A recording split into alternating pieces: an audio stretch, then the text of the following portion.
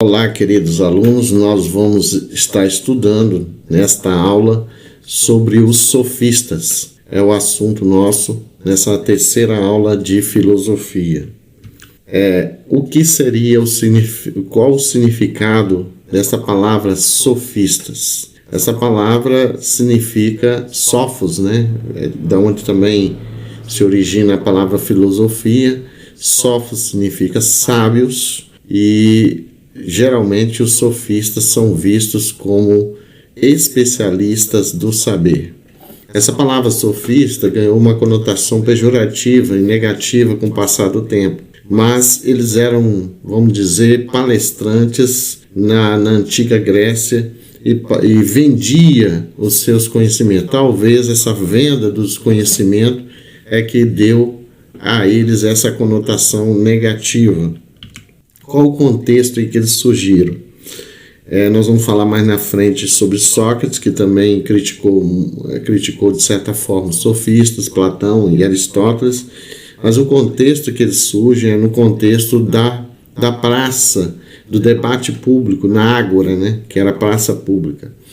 Também num contexto cosmopolita da Grécia, onde inclusive os sofistas, muitos deles não eram gregos, muitos deles vieram de outras nações, de outros lugares, eram, portanto, estrangeiros. Era um contexto também da democracia. Obviamente que a palavra democracia aqui é usada dentro do contexto da antiga Grécia. Essa democracia, por exemplo, excluía os estrangeiros, os escravos, as mulheres. Então, não é a democracia que nós temos hoje. Mas, de qualquer forma, eram cidades e estados que ali estavam surgindo na Grécia, e onde o debate público era muito grande e se demandava daqueles que propunham a fazer debates e discussão de ideias, se propunha que eles tivessem oratória, retórica. Então a palavra, o logos, era muito importante, o discurso articulado e fundamentado. É um contexto de muitas mudanças. Uma primeira mudança que podemos apontar que é uma mudança que alguns chamam de virada antropológica. A investigação dos pré-socráticos inicialmente era o objeto dos pré-socráticos, era a physis, a natureza, o cosmos. Então a preocupação filosófica dos pré-socráticos era a physis, a natureza, era preocupação cosmológica. Depois nós temos uma investigação mais humana, das relações humanas dentro da cidade, relações de poder, relações sociais. Então, dentro dessa preocupação surge o sofista. Além disso, há uma mudança social da aristocracia agrícola para uma burguesia urbana, né? Os comerciantes surgiram ali, ou era mais uma classe mais predominante. Outra questão importante a ser dito é que os sofistas, eles não estavam muito preocupados com a verdade em si, mas sim com a persuasão, o convencimento. E, para tanto, né, o campo de atuação deles, o objeto deles é a preocupação com a política, né, com a ética social, a retórica, a arte, né? Então, esse era o campo de atuação deles. A investigação era a língua, a educação e a religião. Os sofistas, geralmente, são classificados, né, em 4 grupos. O primeiro, os mestres, depois os heurísticos. Alguns entendem que os heurísticos são aqueles que discutiam por discutir, pelo simples prazer de debater ou de refutar as ideias. Tem aqueles que atuavam mais na política e depois temos aqueles que eram naturalistas, resgatando de certa forma os pré-socráticos. Um dos principais sofistas que podemos falar está Protágoras, que abordou a questão do conhecimento. Protágoras, ele tem uma frase bem famosa, bem conhecida entre nós, que é: o homem é a medida de todas as coisas. Com essa frase se infere aí o relativismo, se infere também o próprio humanismo, inclusive na Renascença vai ter esta mesma ideia. Então nós podemos dizer que o Protágoras é protagonista de toda essa situação que nós vamos ver lá na frente. Então, Protágoras, dessa premissa, né, o homem sendo a medida de todas as coisas, se infere o humanismo, o subjetivismo, né, que o indivíduo passa a ser o critério supremo para as decisões do que é bom, do que é bem, do que é mal, do que é certo e errado, e obviamente o relativismo, que não entende que a verdade seja absoluta, mas ela sim é relativa. Dentro dessa ideia de Protágoras também nós temos uma ética que a gente chama uma ética do útil. É uma ética pragmática, ou seja, a preocupação não é propriamente com o certo, mas sim com o resultado, com o que dá certo, né? É também uma ética da conveniência, situacionista. É também uma ética oportunista, né? Depende da oportunidade, da situação, como eu acabei de dizer. A proposição de Protágoras era a seguinte, né? Você diz alguma coisa, alguém contradiz, né? Aquela velha máxima da tese e da antítese. O conhecimento é útil, essa é a premissa dos sofistas, né? Ele é útil para quê? Como eu já disse para vocês, há um novo contexto na antiga Grécia de debates públicos, de tribunais, de convivência social, que tanto é que Aristóteles vai dizer lá na frente que o homem é um animal social. Então, nesse contexto democrático, era muito importante o conhecimento nas assembleias, nos debates das assembleias. Também era muito importante o conhecimento dos sofistas para os tribunais, né? Porque dependia de quem defendia o seu cliente, obviamente dependia de ser um bom orador. E também, obviamente, na arena política, sem dúvida nenhuma, o conhecimento era muito útil. Aí nós temos um outro sofista que muito importante também, defensor aí, de certa forma, do niilismo que vai reaparecer lá na frente com Nietzsche, né?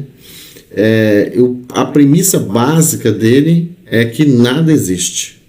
Enquanto Parmênides defendia, né, que o ser é e o não ser não é, aqui ele está dizendo que o ser não é. Ou seja, ele contraria os pensamentos de Parmênides e diz que o nada existe. Se o ser não é, o nada existe. Essa é a ideia dele. A ideia de Gorgias, ela está fundamentada nessas três premissas aqui, né? Primeiro, o ser não existe, ou seja, o nada existe. Se o ser não existe, o nada existe. Se o ser não existe, nada existe, ou se o ser existisse, né, melhor dizendo, ele não poderia ser compreendido. E se ele pudesse ser compreendido, não poderia ser comunicável, não poderia ser comunicado, transmitido. Então, essa basicamente as premissas defendidas pelo Gorgias. De certa forma, Gorgias passa a ser assim, um precursor de niilismos que apareceriam posteriormente. E é bom a gente definir aqui essa palavra niilismo, o que ela significa, que niilismo é um ponto de vista que afirma serem as crenças, as verdades e os valores tradicionais desprovidos de fundamento, de sentido e de utilidade, ausência absoluta de fé ou de crença. O Gorgias, né, tem uma palavra aqui, Gerson de Rodrigues, que diz o seguinte: o niilismo não propõe futuro, nem presente. O niilismo é o nada. Como uma mesa vazia, um vácuo no espaço, o niilismo é a humanidade vazia em um âmbito de solidão e insignificância cósmica. Aqui alguém resumiu de certa forma o que é o niilismo, né? Nada sou, nada sei, nada significo, de nada vim, para o nada retornar. O Gorgias defendeu o poder da palavra e da comunicação, né? aquela questão do uso da palavra para a oratória, através da oratória e da retórica, né? O grande objetivo desse uso da palavra é a persuasão, como já disse, não é a preocupação com a verdade, mas com a persuasão, com o convencimento, a crença, as convicções e sugestionamento, né? Condicionamento do pensamento humano. Os heurísticos, por exemplo, trabalhou muito com a questão da refutação, né? Dilemas negativos e positivos, a semântica, a polivalência do significado de uma palavra, por exemplo, e o checkmate na hora de colocar o opositor linguístico, né? O opositor das ideias, dar um checkmate refutando o pensamento dessa pessoa. Os sofistas políticos, por sua vez, estavam preocupados com a arte da vida pública, né? Crítias, por exemplo, no século IV a.C., disse que religião é um espantalho para manter o povo sob domínio dos políticos. Uma das características também desses sofistas é a crítica à religião e a crítica aos mitos, por exemplo. Tasímaco, por exemplo, no século V a.C., o justo é a vantagem do mais forte. E Cauliques, século V a.C., por natureza, é o justo forte que o forte domine o fraco. É justo que o forte domine o fraco. Os sofistas naturalistas, nós temos Hípias e Antifonte. A grande preocupação desses sofistas naturalistas é a questão da lei. Eles entendiam que a lei da natureza, ou a lei natural, une os homens. Mas a lei humana, ou seja, a lei positivada em códigos, ela divide os homens. Esse era o pensamento de Hípias e Antifonte. Sofistas naturalistas como Hípias defendiam o que vai ser defendido lá na frente, principalmente na área do direito, que é o chamado justnaturalismo. Eles também defendiam a arte da memória, da memorização, conhecimento enciclopédico, matérias de ensino, defendiam matérias de ensino como matemática, ciência da natureza, e a distinção entre direito eternamente válido é a lei da natureza. Defendiam que a lei da natureza era um direito eternamente válido, o direito natural, enquanto que o direito positivo depende da contingência. O sofista naturalista como Antifonte radicalizou essa questão, né? A natureza para ele é a verdade, enquanto que a lei é a mera opinião.